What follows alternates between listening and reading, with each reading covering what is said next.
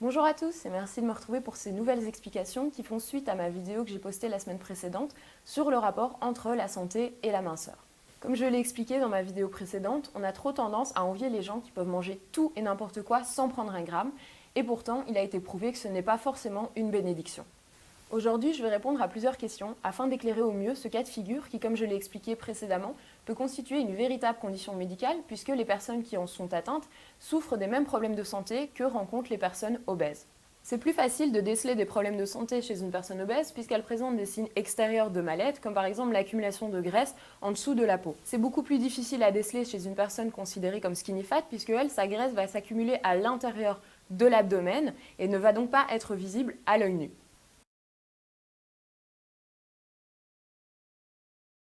C'est ce qu'on appelle, comme je l'ai expliqué, la graisse viscérale qui va venir entourer les organes vitaux et empêcher leur fonctionnement correct.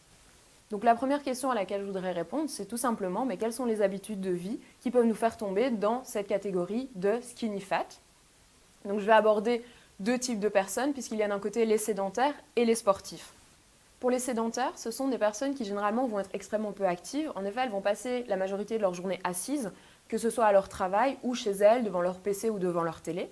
Elles ne vont pas avoir envie de marcher pour se déplacer. Ce sont des personnes qui ont tendance à constamment prendre leur voiture ou les transports en commun, même pour faire une distance extrêmement courte.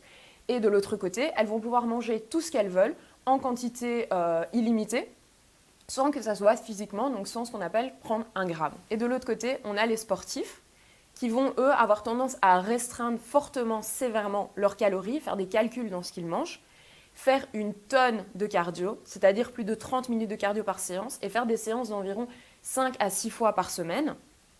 Et ces personnes vont avoir tendance à ne pas faire de renforcement musculaire, ou à en faire extrêmement peu, ou encore faire de longues séries, mais avec des charges extrêmement légères, donc des poids extrêmement légers. Si ça vous semble familier, c'est tout à fait normal puisque c'est l'essentiel des recommandations qu'on voit à la fois chez des professionnels, mais dans les magazines et les sites de fitness et de santé afin de perdre du poids. Pour être honnête, c'est vraiment la meilleure façon de perdre du poids. Point. Donc c'est pas du tout la meilleure façon pour perdre du poids sur le long terme, ce n'est pas du tout la meilleure façon pour stabiliser son poids, et ce n'est pas du tout la meilleure façon pour rester en bonne santé. Le souci, c'est que la plupart des gens vont venir chez des professionnels ou vont faire leurs recherches avec une seule question en tête, comment est-ce que je peux perdre du poids? Et généralement, les gens rajoutent rapidement. Ce genre de conseils sont totalement adaptés puisque ces personnes vont généralement surtout perdre leur poids en eau ou même perdre leur poids en muscle, sachant que le muscle pèse bien plus lourd que la graisse, et elles vont tout simplement s'épuiser. Mais ça ne va jamais durer sur le long terme. Maintenant, je voudrais aborder la question des erreurs que les gens font au quotidien et qui peut aussi les faire tomber dans les catégories de skinny fat.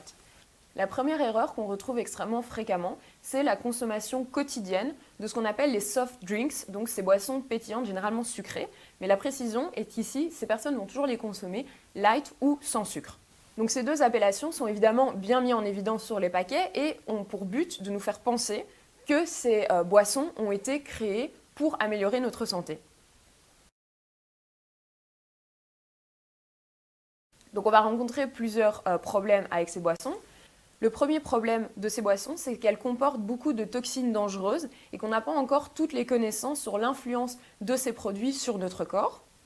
Le deuxième problème, c'est que les sucres dans ces boissons sont remplacés par des substituts artificiels qui vont venir modifier la chimie de notre corps.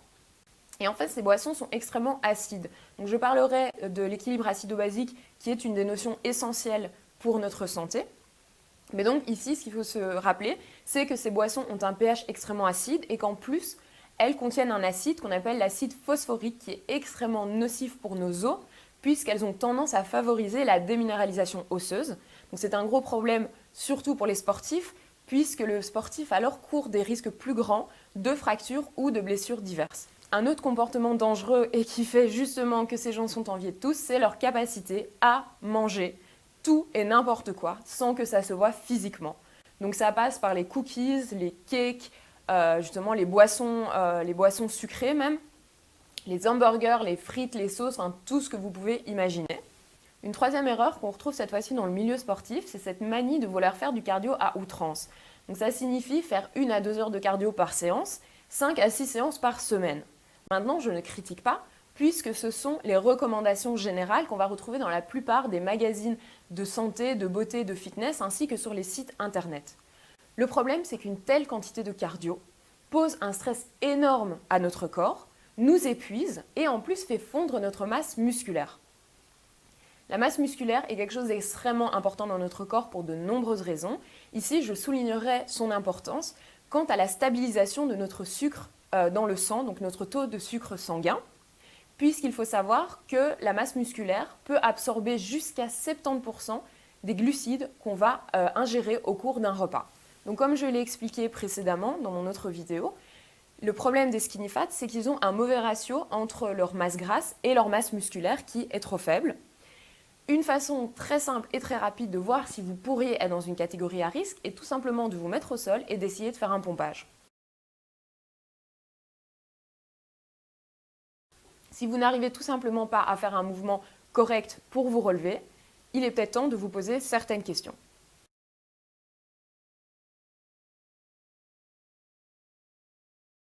Une erreur qu'on va retrouver souvent chez les personnes qui veulent perdre du poids ou maintenir un poids stable mais assez faible, c'est cette peur du gras. Dans de prochaines vidéos, j'expliquerai les différents macronutriments et notamment les bonnes et les mauvaises graisses.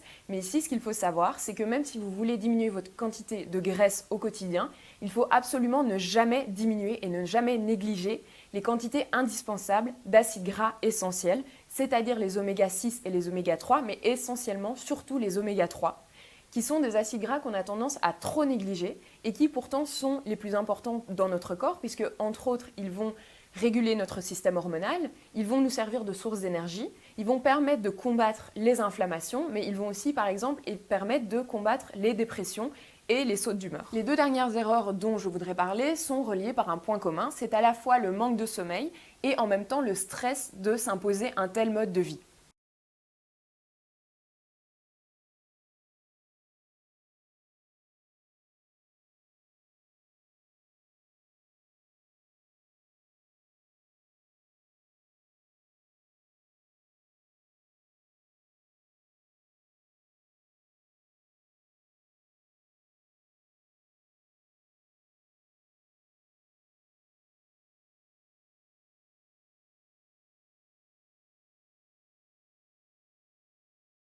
Donc voilà, je vous remercie de m'avoir suivi dans ces nouvelles explications. J'espère qu'elles vous auront été utiles et surtout que vous allez pouvoir prendre des points et les appliquer à votre vie de tous les jours pour améliorer votre santé. Comme je vous l'ai promis, mes prochaines vidéos vont enfin aborder la question des macronutriments, glucides, protéines, lipides, quelles sont les bonnes et les mauvaises sources, comment manger en quantité suffisante pour se sentir plein d'énergie et être au top de sa santé.